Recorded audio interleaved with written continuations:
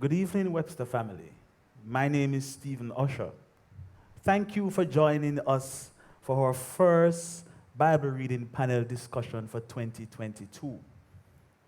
We hope you have been enjoying the book of Psalms so far. This evening, we want to do a brief overview of the book of Psalms. So grab your Bible and your pen and join us in this captivating conversation.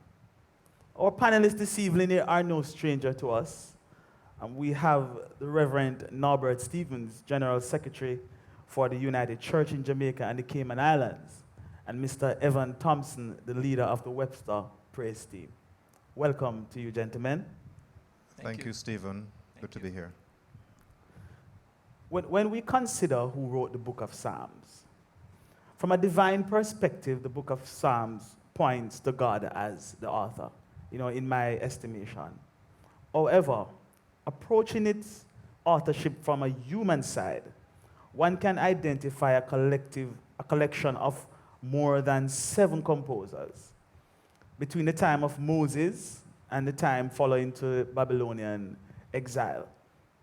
King David, who is popularly known to many of us as the writer of the Psalms, wrote approximately 73 of the 150 Psalms. The sons of Korah accounted for 10, and Asaph contributed 12. Our writers include Solomon. Other writers include Solomon, Moses, Heman, and Ethan. Some even suggest that Ezra may have composed some of the Psalms as well. There is also an additional 50 Psalms where the authors remain anonymous. Reverend Stevens, any comments on that opening statement? Well, I think you have said it, Stephen, that it is very difficult to identify one author of the Psalms. And in fact, the history, those who have done any kind of study in theology or biblical studies will tell you that initially people looked at it as a book of history, so that there was an individual historical approach. Who wrote the various Psalms? So that for some people, the first 70-odd Psalms would have been David, but it's not quite true. There are some among those that he didn't write. And one way of telling is that normally when you look in the Bible, you see an ascription, a Psalm of David or a Psalm of Solomon or of someone else. And then people came to a place where they talked about form criticism, the content, the style, and so on. And then they got to the rhetorical criticism that says this is a genre, parallelism, or something else. What is clear is that it reflects both history and theology. It has portions of it which speak to various sections of the life of Israel, but it also speaks fundamentally about God. Right. Thank you for that, Reb. So insightful as usual. So in taking a deeper dive into the Psalms, I have learned that the Psalms are arranged into 5 books. And many scholars have suggested that the structure of the 5 books mirrors the first 5 books of the Old Testament Bible, which is called the Torah by the Hebrew people and later on referred to as the Pentateuch by the church. What is the book of Psalms about, Reverend Stevens? And is there a central theme that can be gleaned from the 150 chapters? It is. It is a book really about God's claim of being God of the world.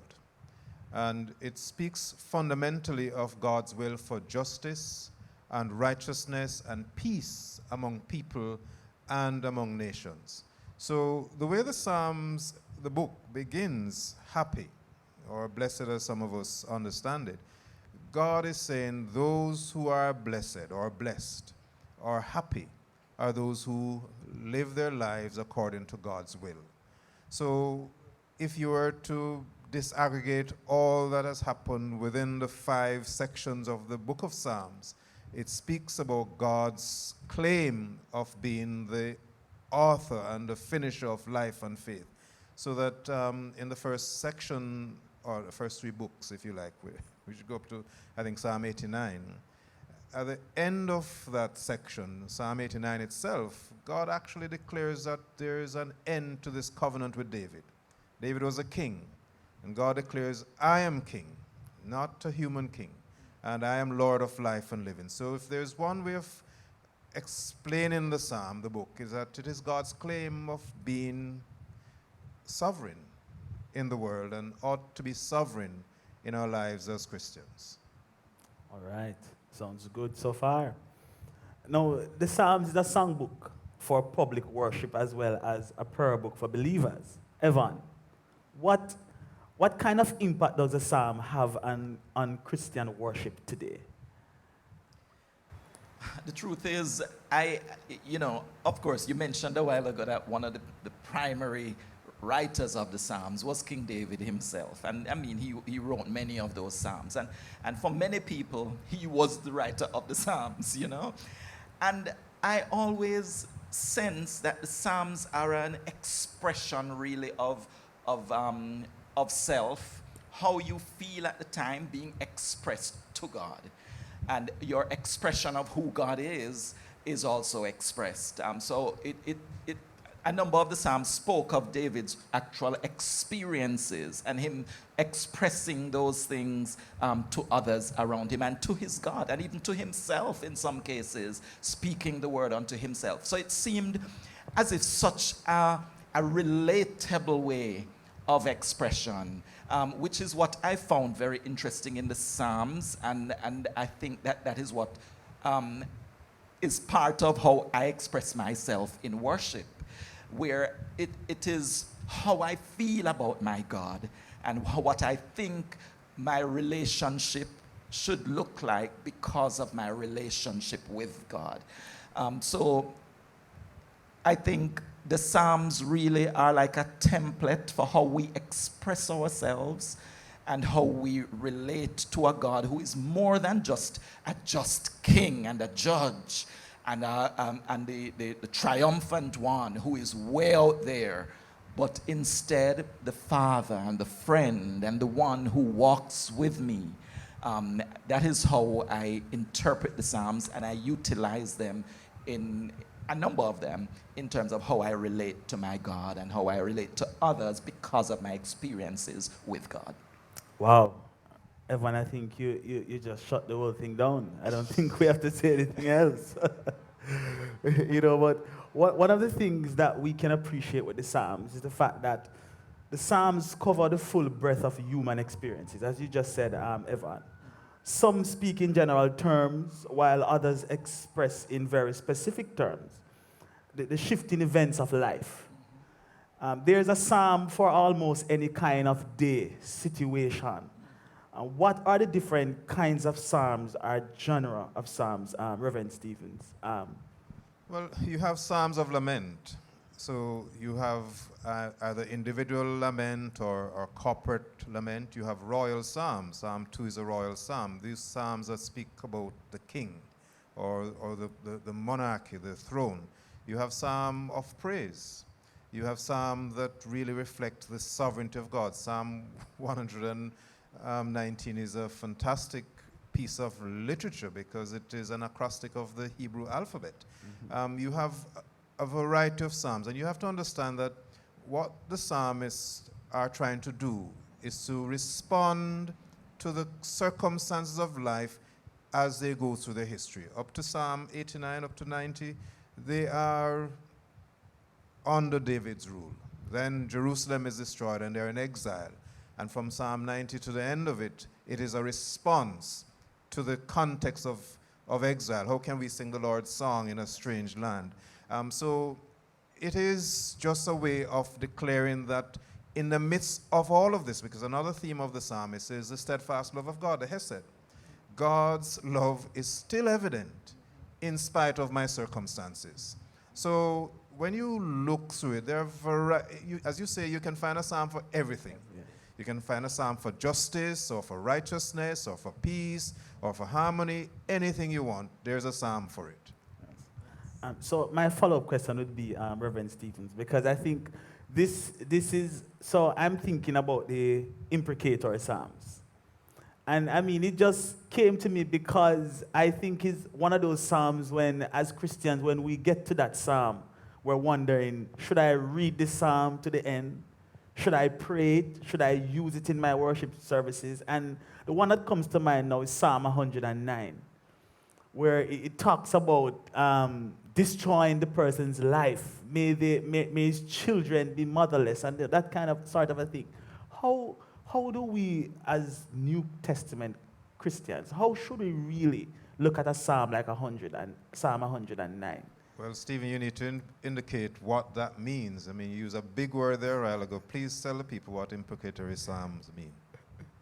Well, I mean, imprecatory psalm is really pronouncing or demanding justice or some sort of judgment on somebody who has really caused you harm, or caused your family harm, or even your community harm. And in this case, David is the king, and oftentimes he has to go to war to defend his people. And so, in a sense, he's demanding some sort of justice, wherever he sees where God might be a little bit distant, silent, and he says, God, is there justice for some of the evils that I'm seeing in my own context? Well, the truth is, as you say, there are a number of them in the book of Psalms, and essentially, some theologians are of the strong view that these were just an opportunity for people to express their mind, not necessarily to pray for ill for someone else. And I have always felt that the one thing we don't do well in church is confession. To confess how we truly feel, because God already knows what's in our heart. So the psalmist gave the opportunity for people to express what is already on their mind. And of course, the connection between the Psalms and the New Testament is the principle of the kingdom of God. That the kingdom of God is like those who are happy because they have a relationship with God. And if we go back to the New Testament, what is it that Romans 12:19 tells us? That we must give God the space to have vengeance. Vengeance is mine. I will repay, saith the Lord. So I don't believe that as Christians we should be praying ill or harm to anybody else. You know, the gift of God is the gift of forgiveness. Yeah. That's the Lord's Prayer. Forgive me to the extent that I forgive someone else. It's an unmerited favor. And I don't see how you can pray to God to destroy someone and in the same breath ask God for forgiveness. Well, you can ask God for forgiveness for thinking it, but I don't think that you could ask God for forgiveness for wanting God to do it to them when we deserve worse and don't receive it from God. So it's a gift of grace. So for me, I think we can have a space in church where we can say, Lord, you know, I just don't like Evan. I just don't really feel close to Evan. Evan has done me something wrong. Lord, help me to get past that feeling. Right. Rather than, God, you know, dust out Evan with all that is bad in life. I don't believe that's something I would want or that's something I should pray for him about. All right, thank you for that, Reverend Stephen. So insightful. Evan, should the church be singing psalms today? I believe so, of course. We should be speaking the psalms. We should be singing the psalms. We should be creating our own psalms. Because what is most impactful to me from the psalms is that it is your expression. It is how you feel. As Reverend Stephen said, sometimes you want God to just dust out a man. And if you must be free to say that this is how I feel, not that you're going to say it must take place, but you must be free to express yourself and say what it is that I am feeling at this time. And the Psalms are a way of you expressing your thoughts, expressing your views. It might be praise. It might be that you are really sorrowful, you're in pain, and you want to express that. Be able to communicate that. And quite often in church, we subdue those things. We feel as if we're not really free to say the things we really feel, and we try to pretty up everything and pretty up even how we relate to people. We might have a difficulty with them, but we smile. But instead, you need to be able to say, I have this problem. Yeah. So I think the Psalms are the perfect way for the church of God to relate and to release. Yes. And so God is here. God is everywhere. The Psalms tell us that too. And so we must be prepared to meet with God everywhere in every circumstance. And so the church must use Psalms. We must express ourselves through our speech, through our understanding of who God is and how he will receive what it is that we have inside of us. I'm in full agreement, Evan, because when we think about worship, worship is a response. It is. And so whatever it is that we're going through, then we respond in worship. Exactly. And one of the things that we notice about the Hebrew people in their own context, is that when they would have been facing the judgment of God for whatever reason, they normally take a posture of lowliness. You'll hear them talking about putting on sackcloth and going and fasting and not even feeding the animals, because to them, they are now responding to their God and saying, this is how we're feeling. We feel low, we feel hurt. You know, and so when they respond in that kind of way, Yes. God in his own way Yes. responded to his people. So And I think it challenges this idea that we have, and maybe the way in which we portray church today, that it is this perfect place, and it is perfect people who go because they are constantly in praise, constantly in worship. But there's a place for the lament, the bang in the belly and the bawling because of what has happened in life and living. And there's a place for disappointment and distress, and a place for a sense of abandonment. And who better to turn to than God? I really feel that we don't spend much time in worship doing any of that. yes. We spend a lot of time belly aching about what we need. Yes. And yes, we spend time in praise. I have no issue with that. But there is a place to lament the ills of our society, the crime and violence, the inhumanity to others, what is happening to our women and children, what is happening to families. There is a space for us to do that. But we're not comfortable with the lament, and we're not comfortable with the silence, and we're not comfortable with the waiting on God. Yes. And thank you for that, Reverend Stevens, because in my own research of trying to understand the Psalms, what I learned is that the lament is probably the most common part of the Psalm. That there's nothing else that the Psalm does in like the way he laments. He's always lamenting. And yes, the Psalms might end with praise, the Psalms might end in worship, but there's always this sense of lament. Just always, just expressing oneself, how one is really, truly feeling. And it's not that we don't lament, because we do lament, but somehow we don't seem to place it in the context of church. So we will lament, but when we get to church, it must be the praise. And we don't realize that the church is also a place where we can bring those laments and we can cry out to God and we can bang with belly, as we say. So we need to feel the church as that safe space, and the Psalms are a way of teaching us that, yes, it is safe in the presence of God to lament and to express yourself in whatever you're feeling. And I'm thankful that you said that, Evan, because there's this concept that they said the church is like an hospital. And sometimes when you go to an hospital, there's all sort of lamenting going on there. People are crying because people are hurting. And you're right, you and Reverend Stevens have said it so well, that maybe we as a church need to create that space where people can feel free to lament in the space of worship. There's a colleague of mine who says that the church is like a gas station. And I think currently it is like that, because it's a lament to pay what the price is at the pump. But it is a place where you're refilled. Yes. To go back into the world and to give back a bit of God's grace and God's love and God's justice and God's peace that comes as a consequence of the lament. Because constantly the psalmist says, despite all of this, God's steadfast love is still a gift to me and a gift to the community.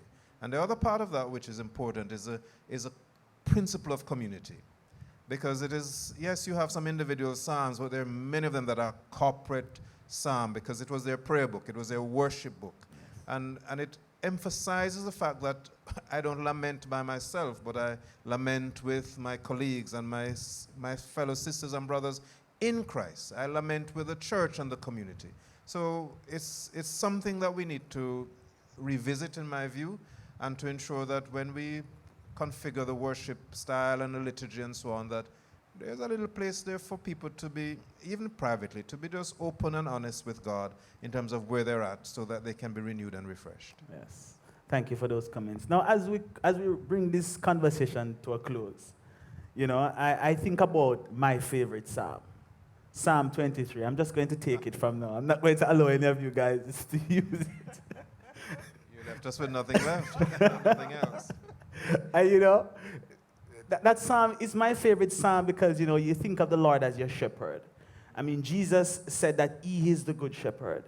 And, I can't think of anyone more qualified or even better to have full control of my life. Someone I can lament to, someone I can express myself to. And he understands even before I express it. And so when I think of the Lord as my shepherd, I think it's one of the most beautiful things to know that the sovereign creator of the heavens and the earth is someone who is living in my heart, is living in my community, is in our church, is in our space, and we can always come to him. And no matter how dark a situation may get, we know that he is always with us. So I want you to say, gentlemen, what is your favorite psalm? What is your favorite psalm in closing? Who are you starting with? Evan, I'll start with you. Okay, I will be honest with you and say I don't think I actually have a favorite psalm. And the reason for that is that I find that I grab a different psalm depending on my experience at the time and what I need to hear. So I find that different ones reach me at different times. The Psalm 23 is one of those. Psalm 100 sometimes, it's some of the popular ones. Psalm 100, especially when it tells me that my thanksgiving will take me through the gates and my praise will take me through the courts, and then I can reach him in worship. That's another thing that really stands out to me. And then I'm reminded of sing unto the Lord a new song. That's Psalm 96, I think. Sing unto the Lord a new song. And that is what inspires me to say that I must write my own psalms. I must have a new song. I don't necessarily need to pull back all the time on some of the other experiences of somebody else. But today I can say, this is what I'm going through, and I will write it. And some of us in the praise team have been writing songs and over time, and we are trying to utilize those a lot more. So that's another thing that we need to do. Then there's the other one, 139, I believe, that says, I go to the heaven and you are there, Lord. I wake up and you are there. I go to bed, you are there. When I'm sitting, when I'm standing, you are there. And it reminds me that God's presence is always around me. And that is something else that I need to know.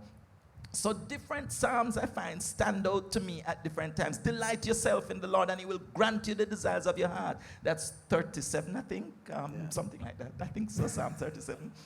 So different ones just come to me at different times, and I'm not sure that there's one specific one. So you can keep your Psalm 23. I have others to Thank hold you. on to. Thank you. Well, he stole it from us. So yeah, there are many of them. As Evan has said, it depends on the moment or the mood. I know one of them that I've always reflected on and is a powerful psalm is Psalm 61. Hear my cry, O Lord, attend unto my prayer. From the ends of the earth will I cry unto thee. When my heart is overwhelmed, lead me to the rock that is higher than I. So again, it's the kind of lament thing, I'm at my wit's end. Yes. And who is it that I'm turning to? It is God. And when everybody has abandoned me, you are still there. And I think it's a psalm of faith. And I believe that's what the book is. That, it is, again, I started with the issue of happy. Happy is a Christian whose trust is in God. Yes. Because when we are joyful, we can go to God. When we are in lament, we can go to God. When we're overwhelmed, we can go to God. God is the one who instructs us. God is the one who makes us righteous people. God is the one who offers us steadfast love. God is the one who instructs us. Yes. It is to the psalm that we must turn. And that's why it was their hymn book. It was their hymn book and their prayer book. Yes. All right. Thank you, gentlemen. I think we can end on the note that even Jesus himself was on the cross. He said, my God, why have you forsaken me? And I mean that there are so many different theological arguments surrounding what that may mean. But it was Jesus' expression of how he felt on the cross. And I think that is just a powerful way for us to end. Yes. And just to remind ourselves that it is okay to express ourselves to our God and to respond to him in faith, and he will respond to us. Friends, you do have a good evening. I say of the Lord that He is my refuge. In Him will I put all of my trust. He's taking me daily from glory to glory. In Him will I trust. In Him will I trust. Some trust in chariots, some trust in horses, but I will remember the name of my God. He is a warrior, and yes, He is mighty. In Him will I trust. In Him